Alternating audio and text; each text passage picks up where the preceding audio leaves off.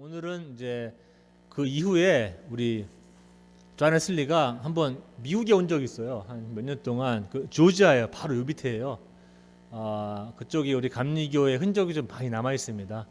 그러면서 오늘 제목이 조지아 선교 실패. 이 사람이 와서 좀 쓴맛을 많이 보고 가서 하나님을 더 알게 되는 그러한 계기가 많았습니다. 그래서 조지아 선교 실패와 자기 성찰이라는 하나님 말씀으로 전해주시고, 그 다음 주에는 제가 그 존 웨슬리의 회심에 대해서 또 이렇게 이야기를 이어 나가도록 하겠습니다. 박 목사님 나오십시오.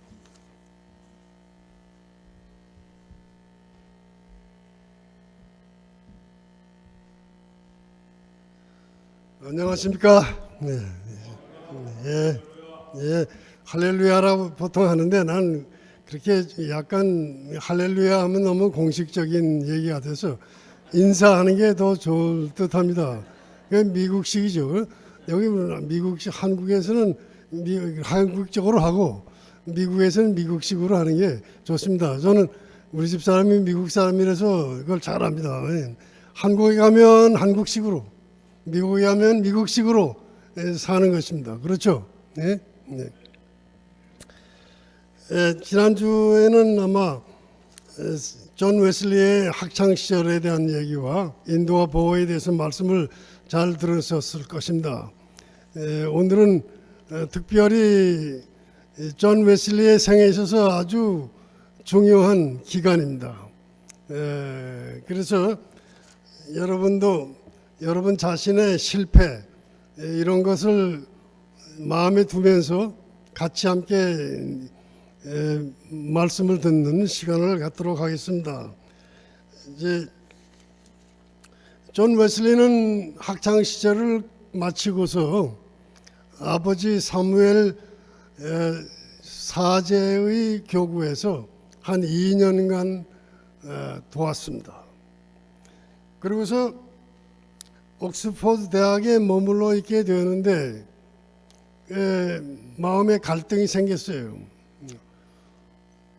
이거 내가 사제가 되어서 독신 생활을 해야 되느냐, 그렇지 않으면은 결혼 생활을 해야 되느냐. 결혼 생활을 하게 되면은 사제 못합니다, 그때 당시에. 그리고는 또 한 가지 이런 갈등 속에서 또 열망이 하나 있었어요. 열망. 내가 이걸 해보겠다 하는 건데, 신성클럽의 지도자로서 신성클럽의 이상을 실천하라고 했습니다. 신성클럽의 이상은 뭐예요? 먼저 성결하고 믿음을 가지고 어려운 사람을 도와주고 선교하고 나가서 이 사람들이 나가서 교도소 선교니 병원 선교니 많은 것을 했어요. 근데 존 웨슬리는 이 시간에는 저 멀리 영국의 식민지, 그때 미국은 영국의 식민지였어요. 조지아 사바나 쪽으로 가서 선교를 해야 되겠다 이런 마음을 갖게 되었습니다. 어떤 면에서는 반 도망가는 형식입니다. 왜냐하면 영국에서는 뭐 별로 특별히 할 게 없으니까 어려운 사람들을 위해서 돕자. 그리고 특별히 조지아에 있는 인디안들에게 선교하자. 아주 큰 포부를 가지고 왔습니다. 오는데 그때 당시에 영국에서 이제 미국을 오려면 배를 타고 가야 되잖아요. 몇 달 걸린 줄 아세요? 석 달이 걸립니다. 3개월. 영국에서 미국까지 오는.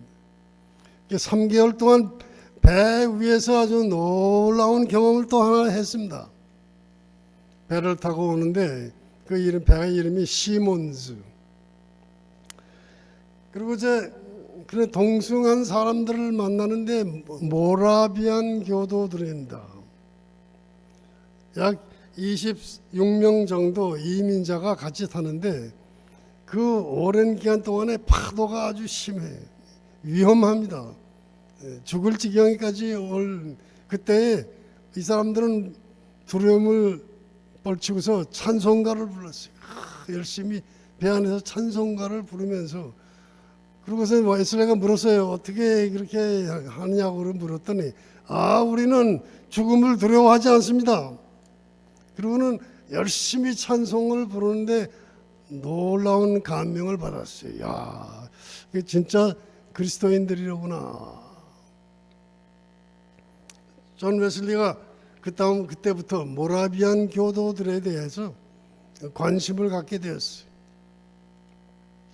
대단히 중요합니다. 이 웨슬리에게서는 모라비안 교도들을 알게 되었다는 것이 대단히 중요한 거예요. 3개월 후에 1736년 36년이니까 32세쯤 됐을 때죠. 네. 그래서 32만 그 사반나 항에 도착을 하자 선장 오글레도르프의 안내를 받았고 그 같이 친구인 유명한 사람을 또 만났어요. 스팡겐버그라고는 스팡겐버그. 여러분도 저도 80년 가까이 제가 80년 작년에 지났습니다. 지나오면서 제가 중요하게 생각하는 게 하나 있습니다. 왜냐하면 인생에 있어서 하나님을 그리스도를 만나는 거 제일 중요한 거.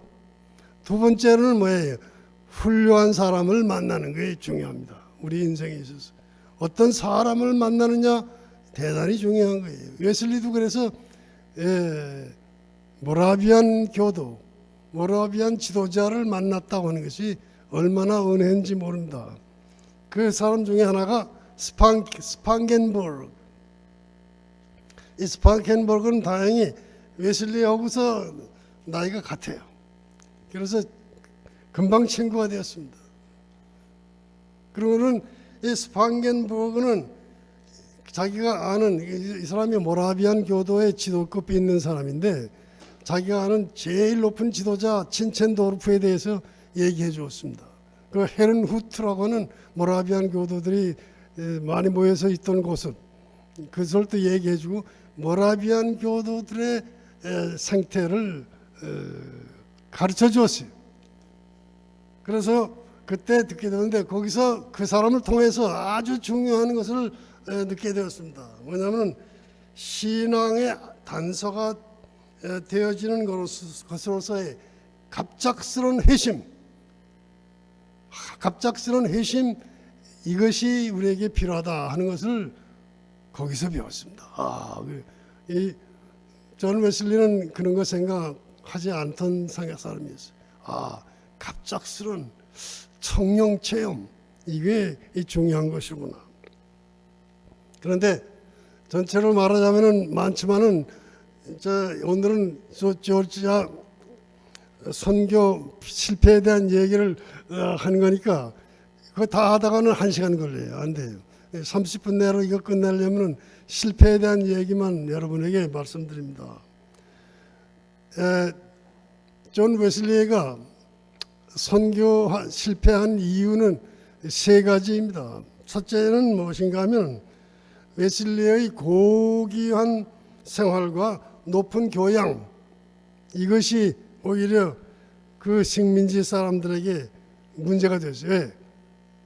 그 사람들과 어울리지 않았기 때문입니다. 어울릴 수가 없었기 때문입니다. 구체적으로 말한다면은 조잡한 식민지 사람들은 불결해요. 그리고 저속하게 살고 그러니까 아주 성결되지 않은 불결한 생활을 하고 있었는데 거룩하고 홀리하고 또 이제 높은 고귀한 생활을 하고 있는 그런 존 웨슬리가 나타났단 말이에요. 좋아할 리가 없죠. 그래서 벌써 이 겉으로 나타나는 자체가 그만 문제가 되었습니다. 그리고 존 웨슬리에 있어서 제일 중요한 목적은 인디안 설교를 하는 것인데 인디안 선교의 문은 열리지 않았습니다. 그런데 거기 가보니까 사바나 교구에는 사제가 없어요. 우리나라 말하는 목사가 없다 이 말이죠. 그래서 존과 찰스, 동생도 같이 갔습니다. 존과 찰스는 각기 다른 교구를 맡아서 사제 역할을 하게 되었습니다. 이때 오글레 도르프의 비서 명목으로 간 찰스 동생은 프레데리카라고 하는 교구를 맡았습니다. 거기서 사제 책임을 지고서 가봤더니 아이고 거기에 있는 주민들이 참 어려운 사람들이에요. 자 보세요. 영국에서 부채 때문에 감방 생활을 하다가 온 사람들. 그 다음에 여기 영국에서는 안 되니까 저 사바나에 와서 한탕하자. 한탕주의자들이 또 왔습니다. 그래서 아주 저속한 사람들이죠. 뭐 나이트클럽도 하고 뭐 여러 가지 막 하다가 그런 사람들. 또 하나는 또 다른 사람은 영국에서 나태해서 직장 없이 그냥 빙빙 돌아다니는 사람들이 식민지에 가면은 뭐가 있겠지 하고 온 사람들입니다. 그러니까 이거 뭐 별로 교육도 안 받고 저 하류층 사람들이 좀 저속한 사람들이라. 그리고 그 저속한 사람들이라는 게 있잖아요. 뭐 나이트클럽이니 뭐 여러 곳에 막 돌아다니는 사람들이 어떤 사람이냐면 남의 얘기 잘하고 이간질 잘하고 돈 생기는 일이라면 막 팔아먹는 이런 사람들이라 이 말이죠. 근데 찰스가 우리나라 말로 목회를 하기 시작했는데 아이고 거기에 문제 여성이 하나 있었습니다. 이 문제 여성은 이제 호킨스 부인이라고 하는 분인데 어디서 어떻게 살았는지 모르지만 아주 저속한 그런 여성이었고 또 나쁜 그런 마음을 가지고 기질이 좋지 않아요. 그런데 수단이 좋아서 그런지 거기 가자마자 얼마 안 돼서 거기 있는 의사와 결혼을 했습니다. 그러니까 어떻게 돼요? 그 지역의 지도급 사람들이 되었습니다. 그런 여성들을 막 모아다가 막 지도하는 그런 사람이 되는데 이런 속된 사람들이 지도를 하니까 어떻게 돼요? 이 목회하는데 아주 문제가 생겼습니다.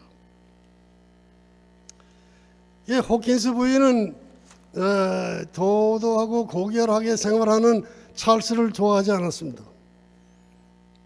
그래서 찰스를 함정에 빠뜨리기 위해서 여러 가지 수단을 벌여서 어떻게 했냐면 찰스의 상관인 오글레 도르프와 사이를 이간질시켰어요. 그래서 관계가 나빠졌습니다.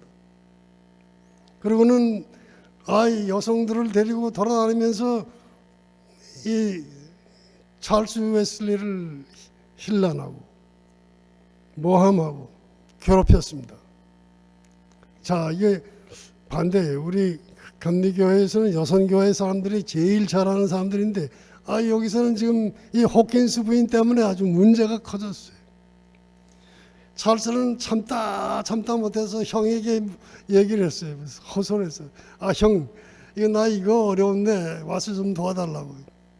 여기 저 호킨스 부인 좀 어떻게 좀 태도를 좀 바꿔달라고. 존이 찰스 얘기를 듣고 갔습니다. 프레데리카를 갔어요. 갔더니 아니나 다를까 이 여성은 이거 형이 오니까 형도 그런 거 똑같은 놈이라고 생각을 하고서는 어떻게 되는지 알아요? 당신 같은 사람은 여기 있으면 안 돼. 그러면서 권총을 내댔습니다.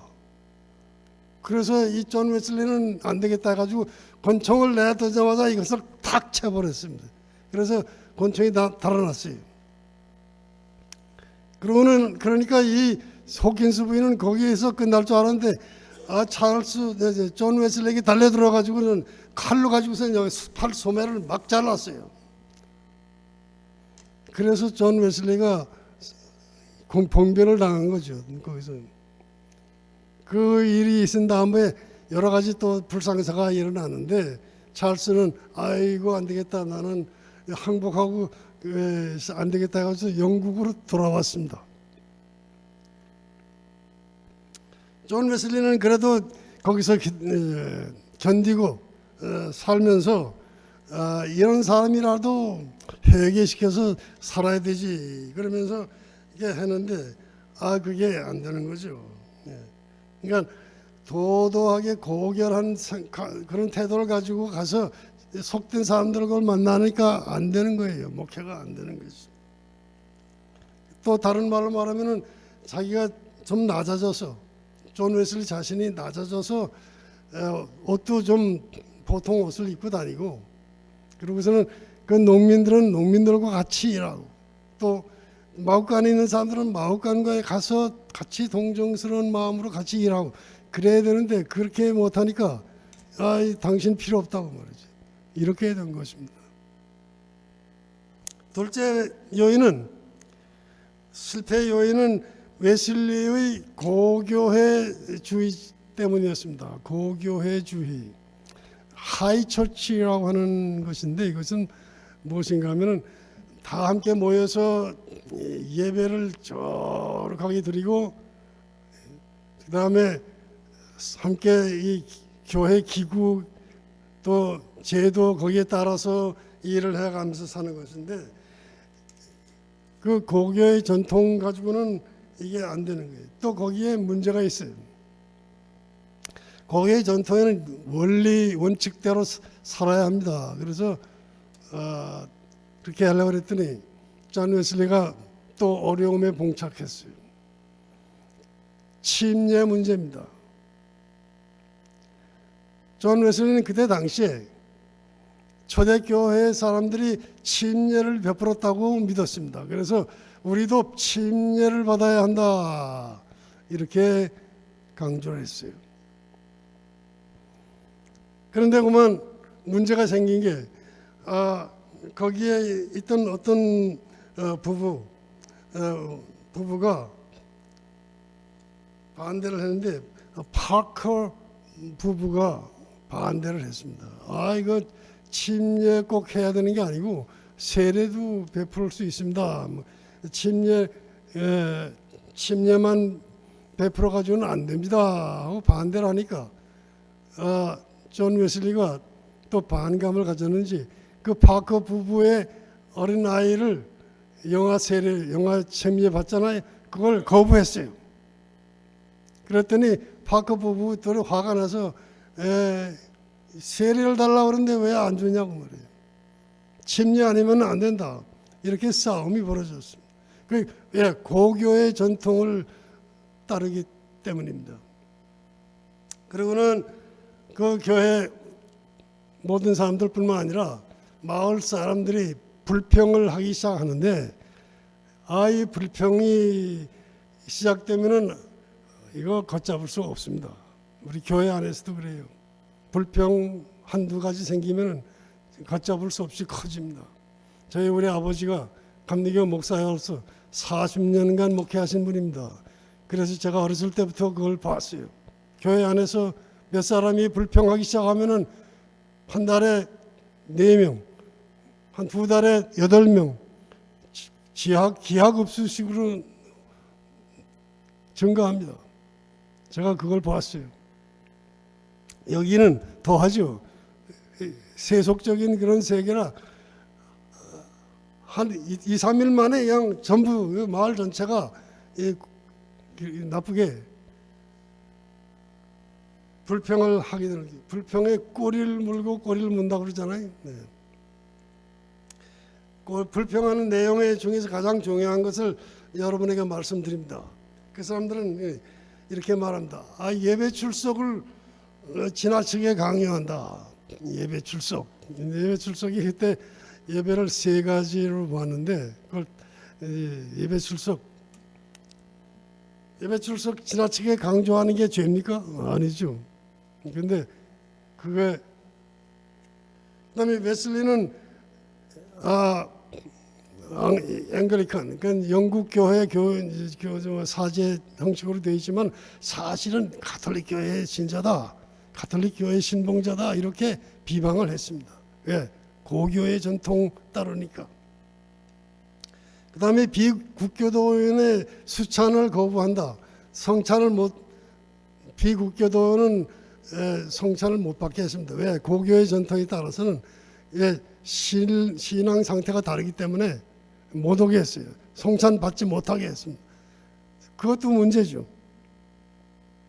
그리고 웨슬리는 고백과 고행과 금욕을 강조했습니다. 이거 어려운 거죠. 그 저속한 사랑하는 사람들이 금욕, 고행, 금식, 그런 기도 그런 걸 잘 하겠어요? 안 되죠. 그다음에 성찬 예식의 포도주에 물을 섞는다. 왜 그러냐? 그다음에 웨슬리는 사도의 규약에 따라서 여자 집사를 지명했다. 이런 진퇴양난에 빠졌어요. 거주민들의 요구를 들어주려니까 안 되고, 이 고교의 전통을 깨야 되고, 고교의 전통을 신선 클럽의 이상을 하려고 하니까 이거 안 된다 이 말이에요. 막다른 골목에 닥친다 이 말이죠. 실패의 원인 마지막 세 번째입니다. 세 번째 요인은 존 웨슬리와 소피아 헙키 양 사이의 연애 사건입니다. 젊은 사람이 이제 연애할 수 있죠. 사랑이 싹트는 거 그건 자연 현상 아니에요? 자, 여러분 부부 만드는데 그 사랑 너 이 사람과 결혼해라. 이거 짝지어 주는 거 좋아요. 예. 물론 그것도 옛날식이지만은 사랑하는 사람과 결혼을 해야죠. 그렇죠? 근데 자 이렇게 했는데 그때 아주 묘하게 문제가 생겼습니다. 존 웨슬리는 소피아 헙키를 아주 사랑했어요. 그래서 사랑하면서 문제가 맨 처음에 가졌던 갈등이 다시 일어났어요. 내가 혼자서 독신 생활을 하면서 사제로 이 인생을 바치겠느냐, 그럼 이 아름다운 여인과 함께 결혼 생활을 해야 되겠느냐 하는 갈등입니다. 갈등. 육체적인 욕구와 영적인 사명 사이의 갈등이, 이런 사이에 어떻게 하냐면은 존 웨슬리는 정확하게 헙키 양에게 자기 심정을 말하지 못했어요. 어떤 때는 결혼하고 싶은 마음을 나타내다가, 어떤 때는 아이고 나 결혼 못하겠어 이런 식으로, 어떤 때는 또 이렇게 하다가 나는 사제가 되어야 하기 때문에 결혼하기 힘들어, 이렇게 왔다 갔다 하니까 이 헙키 양은 속으로 화가 나고 에라 모르겠다 하고서는 이제 윌리엄슨이라는 남자와 결혼을 해버렸습니다. 이게 이제 하나의 어려운 장면이에요. 그런데 거기서 끝나지 않아요. 문제는 존 웨슬리도 좀 속으로 화가 났겠죠. 분노가 일어났을 거 아닙니까? 그런데 이 소피아 헙키하고 완전히 거리가 나빠지고 멀어지고 또 서로 불평하는 관계가 일어나고, 또 헙키와도 이쪽에 불평하는 그 불의에 같이 가담해서 있으니까 아주 또 적대 관계가 되었습니다. 그러자마자 어떻게 되냐면은 존 웨슬리는 자기 분노를 또 나타냈습니다. 어떻게 나타냈냐면은 이 소피아 헙키에게 이렇게 말했어요. 당신 앞으로 성찬 받지 마시오. 왜 그러냐고, 왜 그 이유가 뭐냐고 말해요. 그랬더니 첫째로는 이제 이 교회의 의무를 다 잘하지 못하겠고, 두 번째로는 예배 출석을 게을리하지 않느냐. 예배 출석을 나왔다 안 나왔다 그거 안 됩니다. 이 두 가지 이유를 대고서는 수찬 거부했습니다. 그랬더니 화가 잔뜩 났어요. 또 싸움이 벌어졌어요. 그런데다가 존 웨슬리가 이 소피아 합키에 대해서 좀 힐난하고 비평하는 이야기를 했습니다. 그랬더니 소피아 합키에 이모부 되는 사람이 누구냐면 거기 치안관 판사장이에요. 여기 이제 이호일 목사님은 아주 그 법에 대해서 잘 아시겠습니다만, 이 판사장이어가지고는 당신 왜 이런 나쁜 사제가 이런 나쁜 일을 합니까? 하고서 막 추궁을 하고, 그리고 나중에 안 되니까 법정에 올렸습니다. 왜? 명예훼손죄로 법정에 세웠습니다. 법정에서 섰는데 존 웨슬리는 생각했습니다. 이건 교회 일은 교회법으로 재판하는 것이지 이 사회법으로 재판하는 것이 아니다 생각하고 한마디도 거기서 답변을 하지 않았습니다. 이렇게 된 결과 어떻게 됐냐면은 재판정에서는 이런 결과를 통보했습니다. 존 웨슬리 자네는 집 안에 거하고 절대로 집 안에서 바깥으로 한 발자국도 나오지 못합니다. 그게 뭐라 그러죠? 이 목사님 그걸 뭐라 그래요? 예? 집 안에 있으라 이거예요. 법률 용어가 있을 거 아니에요. 그렇죠? 간의 구금. 간의 구금 당한 겁니다. 이 사람, 존 웨슬리는 바깥에 못 나와요. 그래서 아마 존 웨슬리는 기도를 했을 거예요. 하나님, 이거 내가 이거 꼼짝 못하게 생겼는데 이거 어떻게 하면 됩니까? 그러다가 결단을 했어요. 존 웨슬리는 결단하고 이거 안 되겠다 해가지고서 자기 친구 몇 명하고서는 야간 도주를 했습니다. 야간 도주. 이거 생각해 보세요. 예? 그 사제 목사가 밤에 야간 도주를 했어요. 그래가지고 영국으로 돌아왔습니다. 영국으로 돌아온 다음에 존 웨슬리는 실패한 것을 확실히 이제 경험했죠. 실패된 명언 여러분 아실 거예요. 실패는 때로 신앙생활에 유익하다. 위인일수록 실패를 배움의 기회로 삼는다. 실패로서 넘어지는 사람보다 자기가 먼저 항복해버리는 사람이 훨씬 많다. 그리고 아까 여기 성경 규자를 읽을 때 성경 규자에 하나 잘못된 게 하나 있는데 15절이 아니라 16절입니다. 잠언 24장 16절 집에 가서 읽어보세요. 이거 아주 대단히 중요한 일입니다. 잠언 24장 16절 대저 의인은 7번 넘어질지라도 다시 일어나려니와 악인은 재앙으로 인하여 엎드려지느니라. 의인과 즉 신앙인과 불신앙인 악한 사람의 차이는 뭐예요? 신앙인 악한 이 의인은 7번 넘어져도 계속 일어나는 사람. 그러나 악한 사람은 한 번 넘어지면은 거기서 엎드러진다 그래요. 이거 안 되는 거예요. 신앙 없는 사람의 모습이라 이렇게 볼 수가 없죠. 웨슬리는 깨달았습니다. 하나님. 그러고서 깨달은 게 뭐냐면 하나님, 저는 아주 절망적인 죄인이로소이다. 하나님의 은혜가 필요합니다. 또 더 나가서 이렇게 말했어요. 하나님, 제 죄는 제 머리털 수보다도 더 많습니다. 하나님, 용서하십시오. 그리고 또 이렇게 얘기를 했어요. 신성 클럽을 통해서 한 거죠. 나 자신의 노력으로 하나님 앞에 의롭게 되리라고 했지만은 이것이 얼마나 허망된 일인지 깨달았습니다. 하나님. 또 이렇게 했어요. 하나님, 나의 희망은 오로지 그리스도 안에서 나를 발견하는 것이고 그리스도를 믿는 믿음으로 살아가는 것이고 하나님의 주시는 그 은혜와 사랑과 믿음 안에서 사는 것입니다. 하나님, 내가 내 힘으로 내 힘으로 내 믿음으로 안 되는 것을 발견했습니다. 하나님.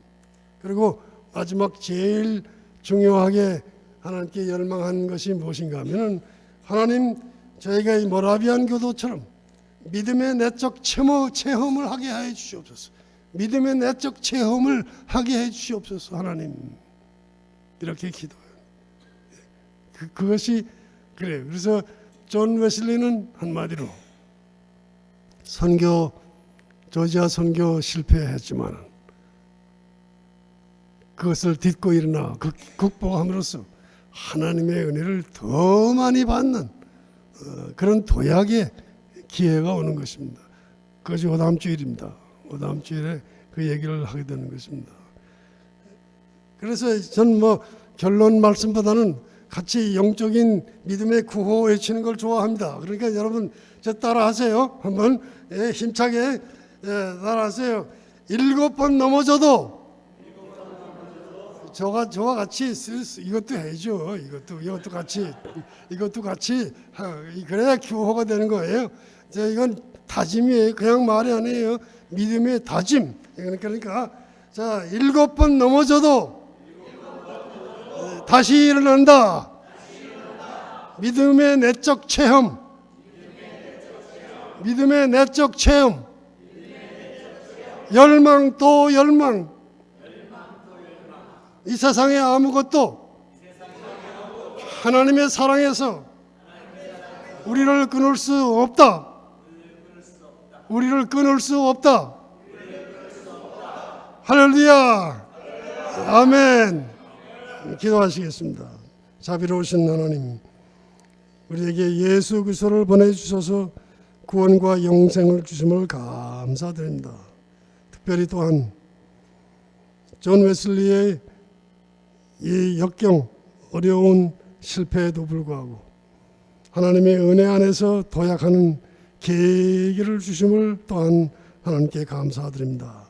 우리도 역시 이 세상에서 죄악으로나 실패로나 과실로 넘어질 때 일으켜주시는 성령의 역사를 주시옵고 우리 사랑하는 아가페 모든 형제 자매들에게 이러한 놀라운 실전 8기의 신앙을 주시옵소서. 구주 예수 그리스도의 이름으로 간절히 기도합니다.